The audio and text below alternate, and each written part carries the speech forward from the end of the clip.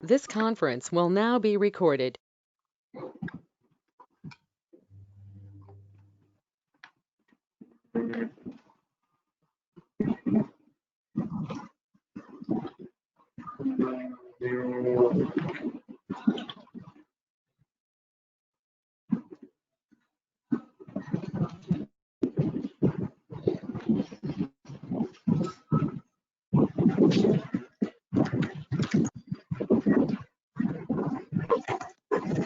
Okay, new one is working.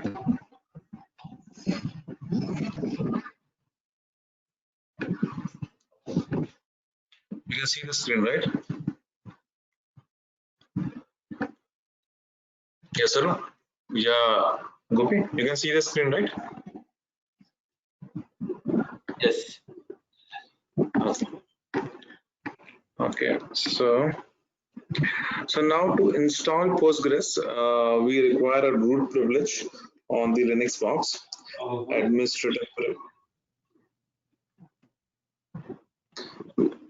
Yeah, we need a root privilege on a Linux or Mac box and admin privilege on the Windows box. So we're trying it on Linux box today, and maybe in the future we can try for Windows also. Yeah. So these are the hardware privileges. Hardware requirements is 1 gigahertz of processor, 1 GB RAM, 1 GB of hard disk. Okay, I think it's a very small software actually. So binary size is just 200 MB. Okay, so we'll go to this website. Let me show you. Tomorrow we'll install the same Postgres database on AWS console. We can launch this service on AWS. Okay, I'm not sure about it. Okay, we'll try that as well. Okay, so Postgres is available. So now this is the site postgres.org is the site. Okay, from where you will get all the information about Postgres. Now this is the community website. Yeah, could you please save these URLs in a notepad? I will sharing the slides, right? I will sharing the slides. Slides have the details for that. Okay. Yeah, so far I haven't got anything, so that's it. Yeah, thank you. I'll share. I will email you the slides. Yeah. Okay. Thank you. Okay. So now this is we have to go to downloads, and on downloads you can click on Linux.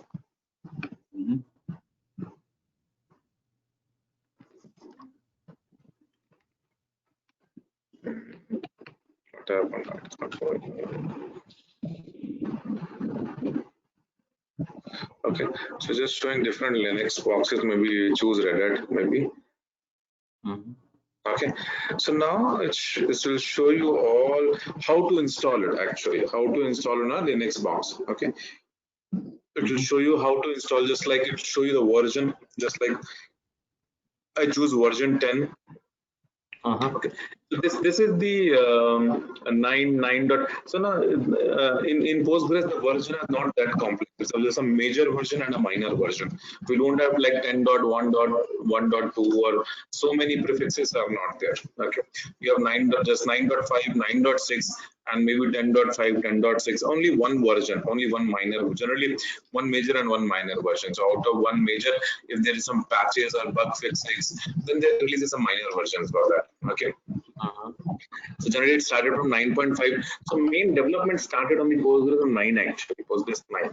Okay, Postgres 6 I think was the first version, but main popularity started in version 9 only. Okay, so version 9 is I think released in 2016, but now they are developing very fast. Let us go with version 10. Okay, because at the end we'll try to upgrade also, okay, to 11. So okay,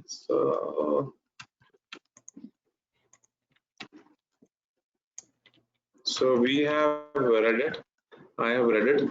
Okay, so I have read it 8. It is EL 8. Okay, so I select the platform 8. Okay, now it just show me what's the steps to do it. Okay.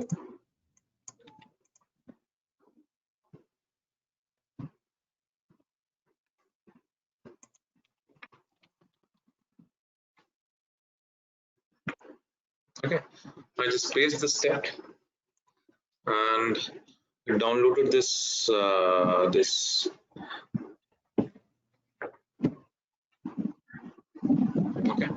So what does it does? It install this model, disable the Postgres, then install Postgres server, and then it set up initdb. So initdb is a functionality to what is it? To create the database cluster. Okay, to create the database, you enable it, then you start it. So you are done. Oh, very simple, right? Yeah, very simple. Very simple. What are the steps you downloaded? What are the steps you downloaded first? No, I didn't did anything. Yeah, you can see on this postgres.org, it will give you particularly steps for every version, Linux, different flavors of Linux. I just go to that. I clicked on Linux. I clicked on Linux. I clicked on Red Hat. Then I select the version I want. Okay. Then I selected the Red Hat version I want, version 8. It gave me the steps: how to download the repository, RPM, how to install DNF command to install, to disable, then install, then enable at system CTL level, and then start the Postgres. This command even created the cluster also. Okay, this command even created the cluster as well. Okay. Okay. Okay. So now if you can explore more on this website, okay, if you go more of the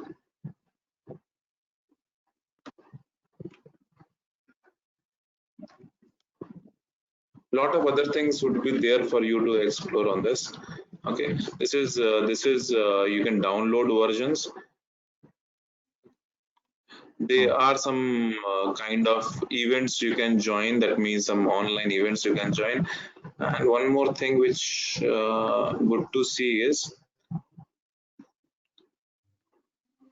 their community. Okay, this.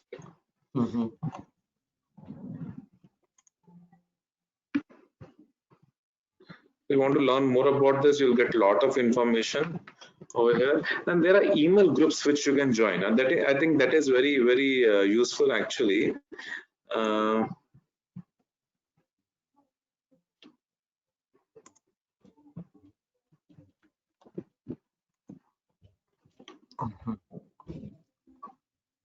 Okay, so there are different email groups, just like for this.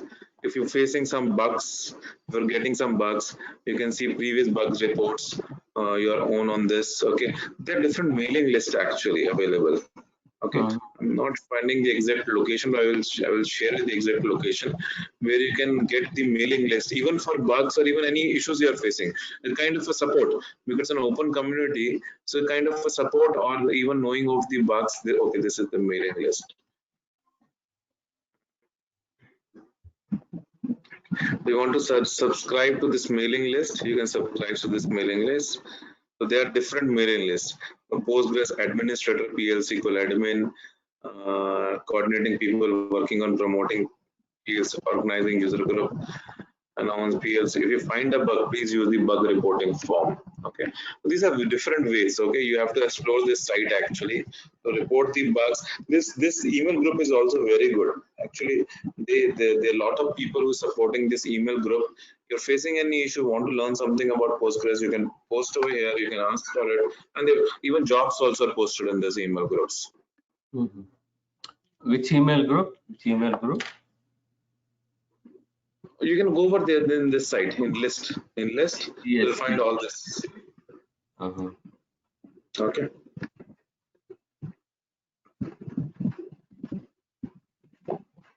But generally, I'm using this one. I'm not using the other groups. I'm just using this one, admin. If you face any issue, want to learn something, then you can go over here, and then you have some questions, you're stuck somewhere, then you can put it over here. Some other person will reply you within 30 minutes. Okay, this is also a good group, PL/SQL admin. And bug, you can go to this link and can report any bug. What is the address? At PL/SQL admin at PL/SQL admin.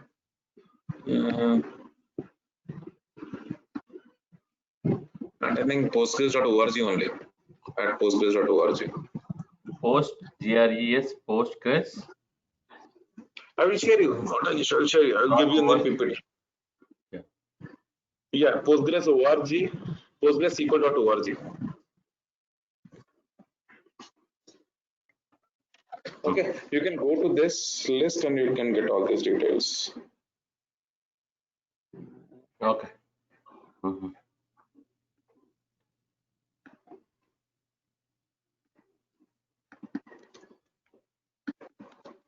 Okay.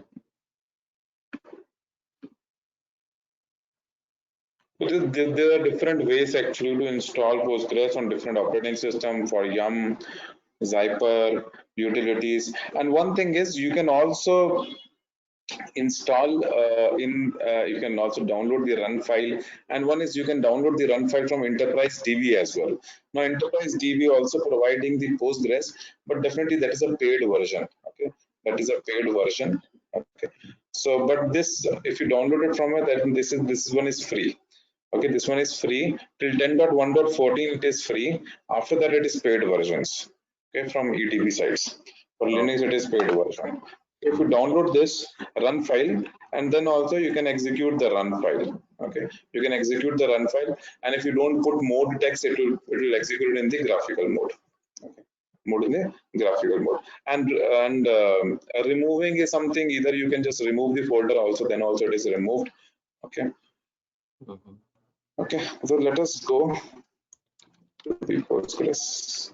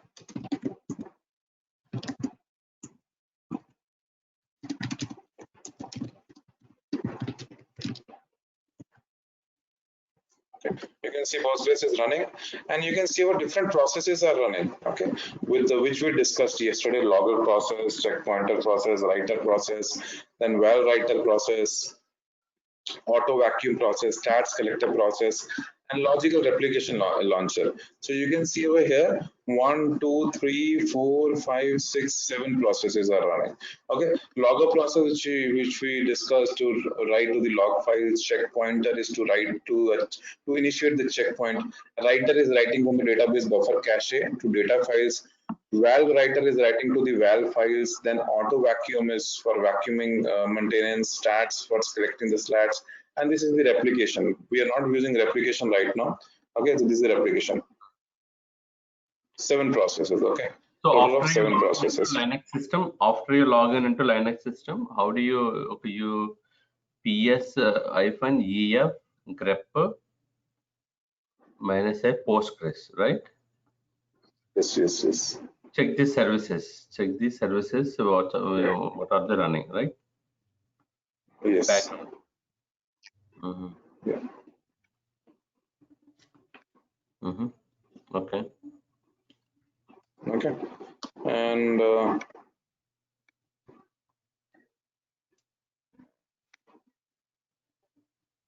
I think, okay, I was there in the edge, right? Okay, so this was the, I'm just pinging on the chart window.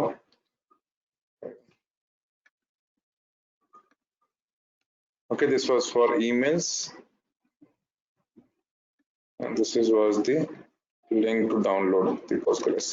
You can also download the source code as well. Okay, the source code is also available. I think this is from where you can download the source code, and then you can use make and make install as well. Okay, like you can use the configure command and then make and make install. But I think this is not needed actually. This is generally for the developers. If they want to change something, we cannot do on the code side. Okay. So for the developer, they want to do something, they can make changes to the Postgres. They download the Postgres code from here. Okay, whatever it is, 10, 10.14, whatever the patch version you want to download, and then this zip file. Then you unzip this files, you make your changes, then you do a configure, and then do a make and do a make install. Okay, so this is the way you can install Postgres after making the changes, whatever you're looking for the changes. Okay, but this is not our cup of tea. Okay, so going back to this, put it. Okay, so this is where the Postgres is.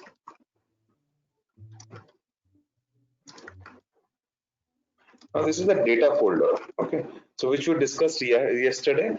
The major data folder is where your Postgres cluster is. Now this is the first cluster that is created over here by default under var lib PGSQL 10 data. This is the default location. Okay, this is a default location where Postgres is just started, and when I install it, by default it creates one cluster. Okay, in with the command of initdb, I can create other clusters as well. Okay, there is no end to cluster. I can create any number of clusters. So this is the way the cluster is created. Okay, this is the location where the cluster is there, var lib PGSQL 10 data. In the same way for 11 also, 11 version instead of 10 there will be 11. Okay, so now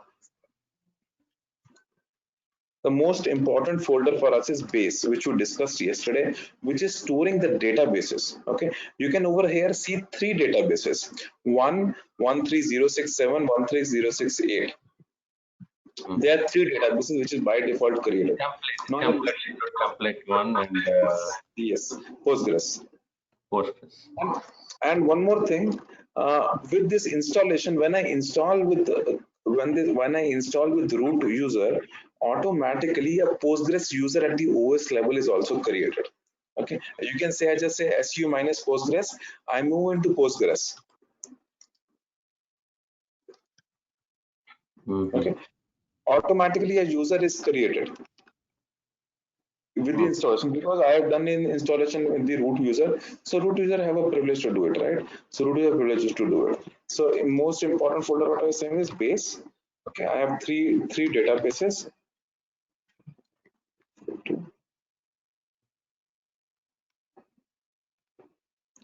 This was for the so DB is for table spaces. Now there are a lot of commands actually in this. Okay, now this is the Postgres prompt actually. This is the Postgres prompt. And go back to this. Now to exit, you do a backslash and Q. Okay, backslash and Q, and while you going into this cluster, you do a PSQL minus P and the port number. So by default, the port number is 5432. Now from where I got this port number? What is the stands for D? /D? /D stands for tables, list of tables. I will share you. There is a list for the command is there for each one of them. Just like /db stands for table spaces, and D stands for, now it is saying did not find any relation because there is no table actually right now. There is no table that is created. Okay, now means database, right? No, tablespace doesn't mean the database. I think I told you yesterday also, tablespace is a location for data files. Yeah, so by default of specific database. Yeah. No, tablespace is above database. Tablespace is above database. Tablespace is a location for your data files. We'll come to that point. Wait.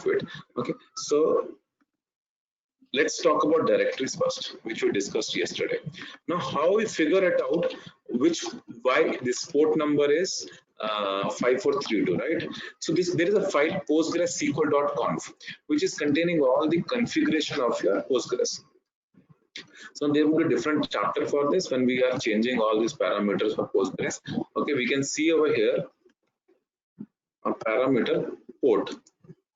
So if you go to that data directory of that Postgres and you want to find out which port it is running, definitely you can find out with your networking skills as well, but you want to check it, then you can check with this port 5432. That is the default port. Postgres.org. Postgres.org. What is the file name? This is the file name. Okay, PostgreSQL.conf file. Okay. Now this is the other file, pg_version, which is showing the version. Now there is a directory for val files, which directory for val files is the write ahead log file. You can see this, there is a directory, and this is the val file which has been created till now. Okay. You want to see the size. This kilobytes is something of 1638. So you can see it is 16 MB, right? It is 16 MB of file that is being already there. So it will create a 16 MB file, and next time once it is full, it will create one more 16 MB file and one more 16 MB file. And this will keep on creating. There will be some limit to this directory. I think it is 1 GB. Then the another important is pgval. Then another important is log file. Okay, so if you want to see what are the errors or what are the things which is being done, okay, so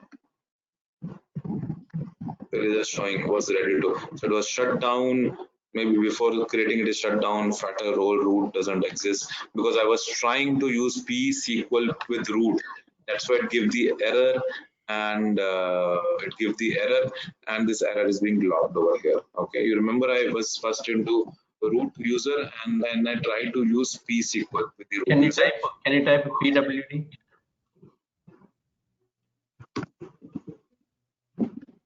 Under data log directory. 1 minute.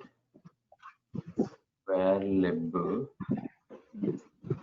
Once you install it, you can view all those things. Okay. Yeah. Yeah. Sure.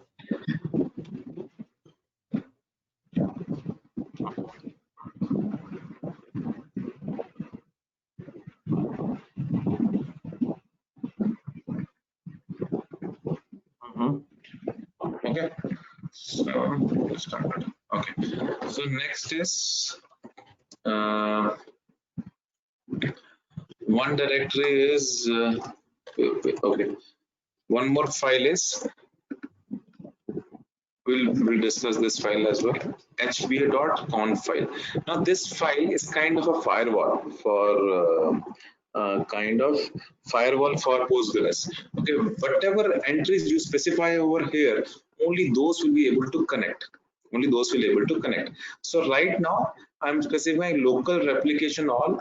Okay, this means is from local server anybody can connect, but if you connect from any other machine, will not be able to connect. Okay, not so I'm specifying only local host.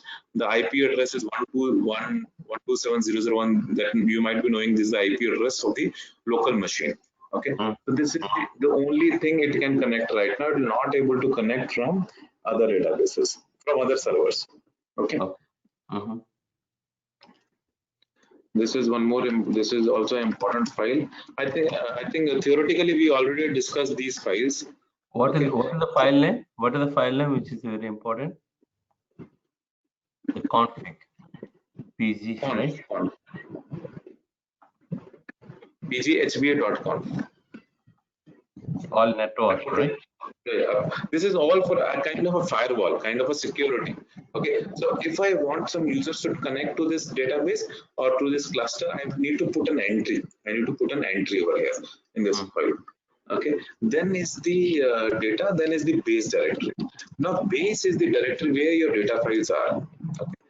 So one, I put this also, you can see all these files. I told you about this, right? All these tables are being there with a file VM and FSM. VM and FSM. You might be wondering that even though we have just created the database, still there is no table we have created. Why there are so many files? Because these are the dictionary files. The internal databases which is there, the internal tables which is need to be there.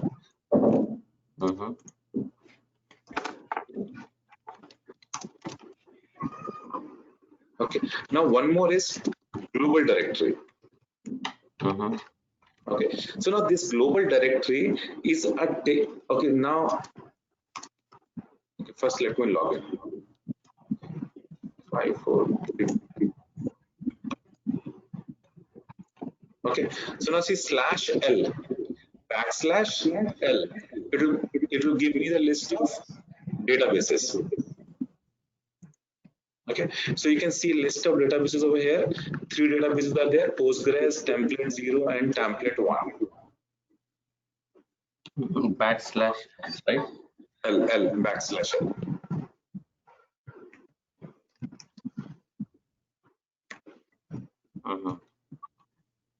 Okay. So now, if in addition to that,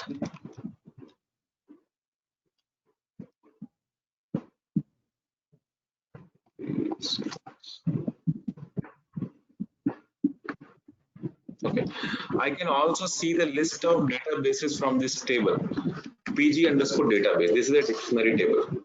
Okay, this is the dictionary table. I can get the information of all the databases that I have in this as well. Okay, the Postgres, template 1, template 0, this is what I got over here as well, /L. The owner of this is Postgres. So Postgres is the name of the user. Postgres is the name of the, all three has the Postgres. So this is the name of the user. Now this is the database user. Encoding, all these are the, what we say, the way it is stored, right? Way it is stored. What we call it, UDF, it all depends on the operating system. By default, it is on the OS level. Data type. Actually, the term is character set. Right. That is the character set. So by default, it is taking whatever it is dependent on the OS level. So while installation, you can even change it also. Okay, you can configure for change it as well. Okay, whenever you're creating a new cluster, then you can change it as well. Okay.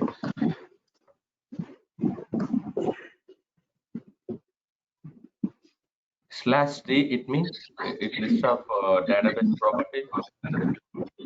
No, /D is the /D and the table name. It lists you the definition of a table, right? Yes, /D and table name will give you the definition for that particular table. So over here you can see the columns, the indexes which belong to this table, and all this is there, right? And then, okay, so this was the list of table spaces. Now next important table is pg_class. What it is useful for? Just telling this file.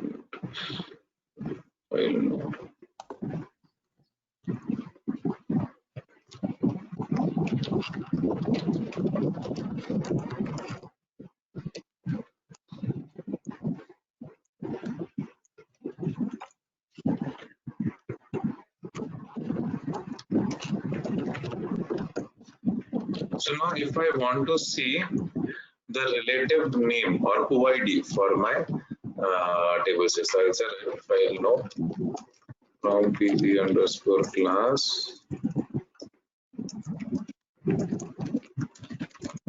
where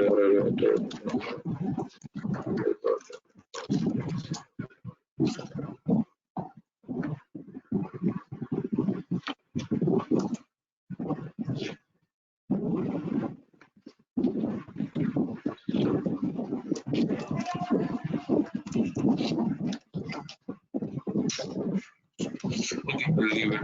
Let's leave it right now. We'll discuss it later.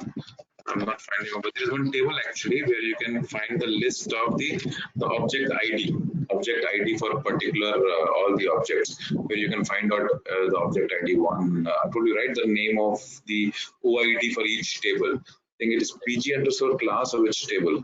Okay, we'll see here. Let you know. Okay, I hope this is clear, right? Till now. Then is the list of table spaces. Okay, let's come to table space.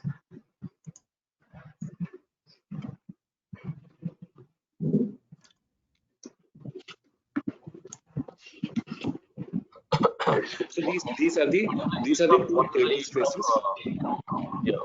List of table spaces. Yeah, slash where DB. data is internally physically stored. Like Right. Okay. So you can see these are the table spaces. Okay. So now they are by default two table spaces, PG default and PG global. Now PG default is storing the databases. Okay. Databases, all your databases, and PG global is storing your dictionary tables. Okay. PG global is storing your dictionary tables. Okay. So if you go back to this, so what is PG default? PG default is your base directory.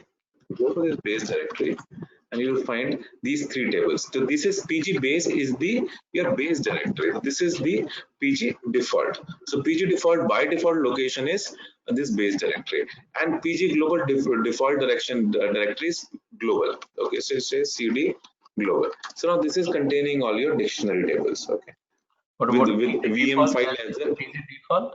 PG default storing base. This is a base directory. Okay, base directory. It will contain all your databases. Now three databases are created. Now if I create one more database will come over here. Okay, one more database will come over here. Just if I say PSQL 5432 and I say create database DB1. Okay, so now if I say create data, so one database is created. I'm just giving a simple example, but generally we have to give other options as well. Okay, so now you will see one more has come up, 1384, right? 16384. Okay, now simple. Now if I say now table space is above database. Now database is like table space. If I see the structure of on Postgres, a database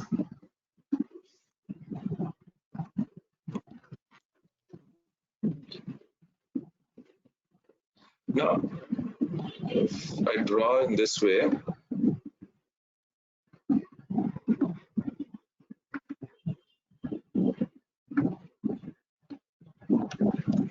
so this one is cluster, and cluster in its below is containing, what do you say, containing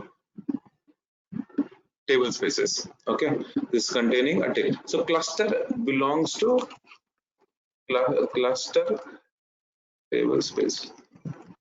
So this is the right diagram for it, and in this I can say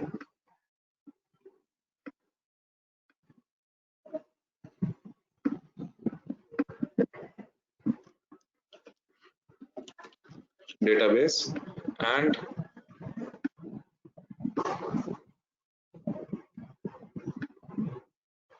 now database is contains schemas. Now schemas are the part of database, but table space are not part of the database. So table space are independent. So a database can be contained in multiple table spaces as well, and vice versa is also possible. But they are table space belong to a cluster, not to a database. So I will maybe just draw it and add it in the PPT as well. So you mean to say that the table space is just kind of physical storage space where all the physical storage space is a physical storage space. I give a logical name to it. PG default, PG global, I give a logical name to it. Then in the future, we'll create one table space and we'll put into some directory and we'll start putting our users into that. Okay, now I say PL SQL minus P5432. Now what is it doing actually?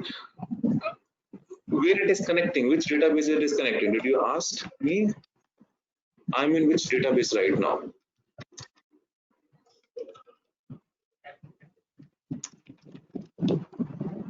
Oh, it's not working. Okay, select. Okay, so you see I am currently in the Postgres database. So by default it is going into Postgres, connecting with the Postgres user. Okay, now if I say /L, you can see one more database added over here, DB1, with the owner as Postgres. Okay, because I have not created any other user over here. So user and databases are different. User and schemas are different. So cluster is also not only owning table spaces, but if I add on this same bracket, is also owning users. Also owning users, table spaces and users, cluster is owning, and database has schemas into it.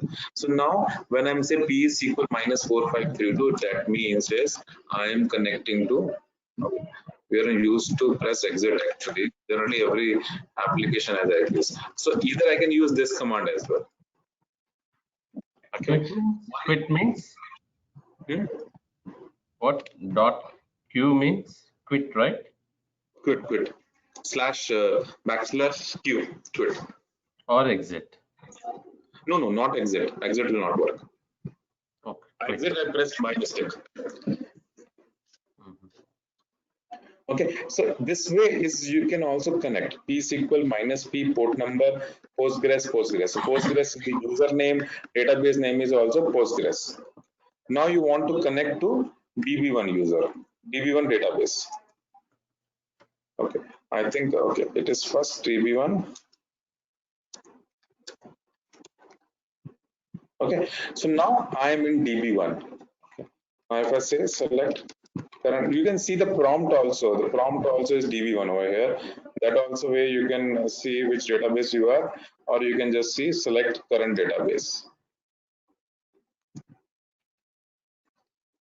And you can say select current date also, I think. Select current date also.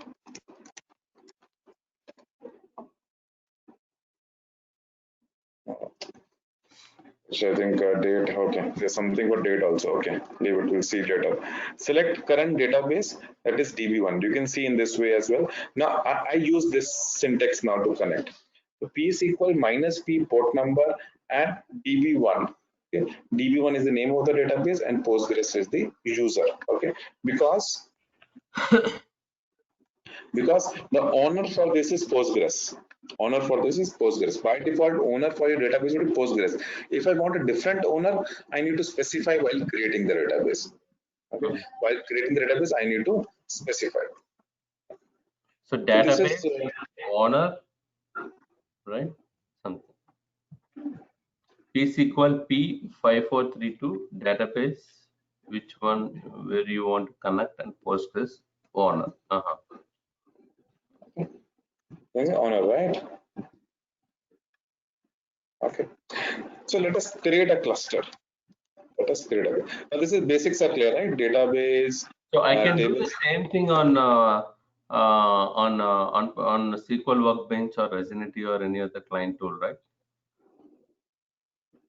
I don't know. I don't have an idea of SQL Workbench, but yes, I think whatever the graphical tools are, PG Admin 4 is the default graphical tool for this. Like generally, it is a free tool, PG Admin 4. Okay, so we can do all these things in PG Admin tool, right? Yeah.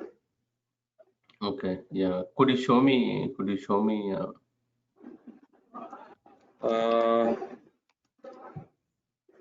PG, yes, we can. PG Admin 4. We can connect, right? And the EC2 machine, AWS. Let me try to connect. This is an EC2 machine, AWS machine. Let me see how we can connect. Let me try it today, then I will show you tomorrow. Okay, yeah, not a problem. I have installed earlier. I installed on the same machine where Postgres was. Then I connected. Let me try whether we can, how we can. I think we have to specify the key as well and other things as well. Let me try today, and then we'll show. I'll show you tomorrow.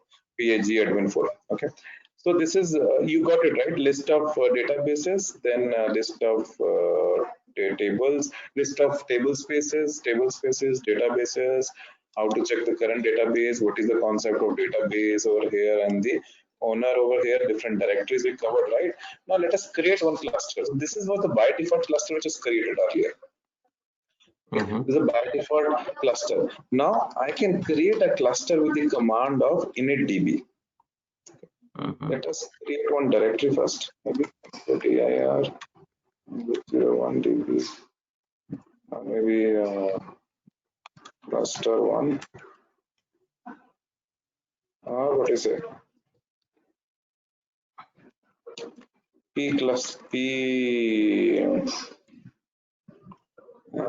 okay, PCLT1. Okay.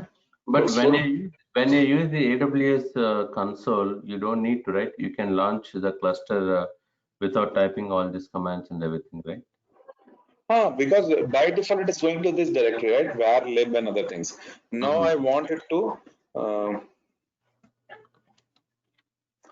think let us first set the password. Password Postgres.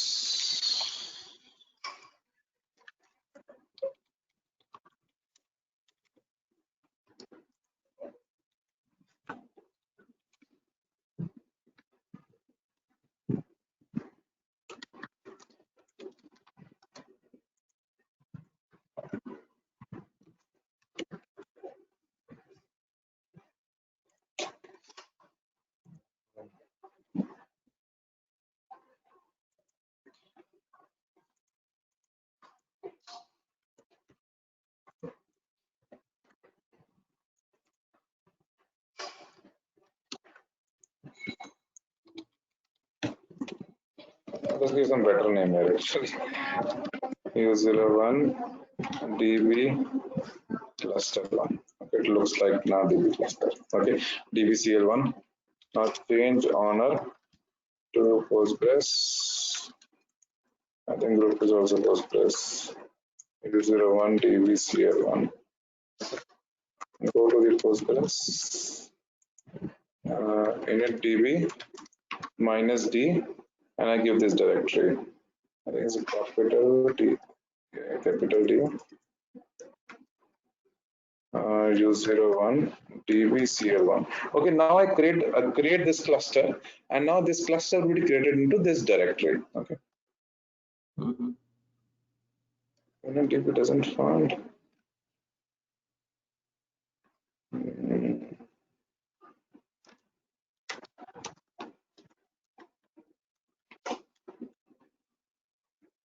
Path.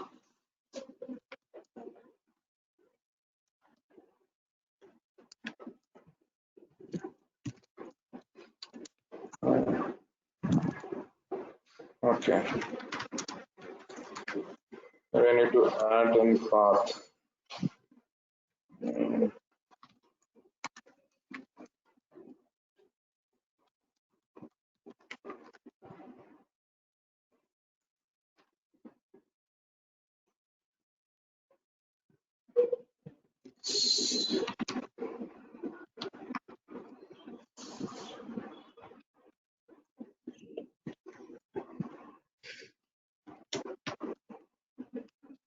Okay, I think I need to add this into the path.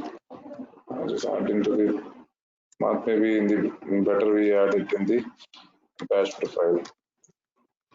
I hope you are good in Linux, right? All this you know, right? Yes.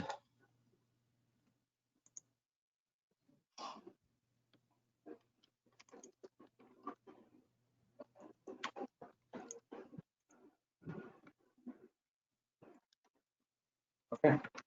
So now I think I need to execute this bash profile.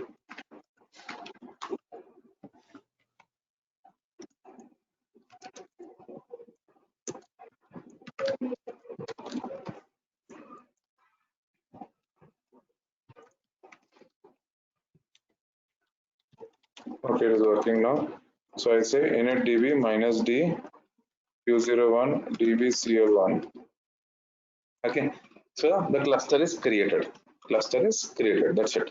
I just whether if it is other database, it takes a long time, but I think Postgres is very fast in all this. It's just like your container, Docker and container is just working, right? You give one, create a database, give it to this, create a cluster and give it to the users. It doesn't take much memory, much space as well initially. So init db minus d dbcl1, this is the command. Now the cluster is created now in this directory u01 dbcl1. But now this is if I say now to start is pgctl minus d u01 dbcl1 start. Now this is the command to start it. but it is saying could not start the server. So any idea why it is not starting? No idea. Okay, because it is showing that this postmaster already running on port number 5432, right? So postmaster by default, the cluster Postgres cluster is runs on 5432. Now this is also running on 5432 by default. Okay, so I go and change the port number over here.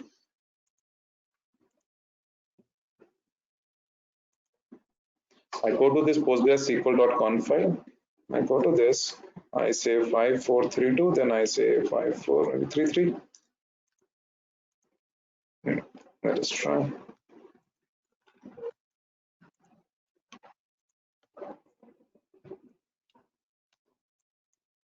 Yeah, it started. Okay. Now it's a pSQL minus P 5433. 5433. So able to you log into your Postgres database. Okay. So this way is to create the cluster and you change the port. You create a directory, use initdb command, give a directory location, and then change the port number, because by default it will create the cluster on 5432 port, and this then you can. So you can say /l the same way 3 databases are by default already created. Okay. Template 0, template 1, and all these are already created. So if you say template 0 Postgres, okay. So template 0 and template 1 are read only. Template 0 is a read only, template 1 is a read write. Okay. So you can connect to template 1 also, but not suggested actually. So even for Postgres also, generally people don't use Postgres database as well. Yeah. Okay, let's leave this cluster configurations everything, and could you show me your PDF document? The PPT? Yeah, PPT. So we covered these things, created database cluster. We covered this, right?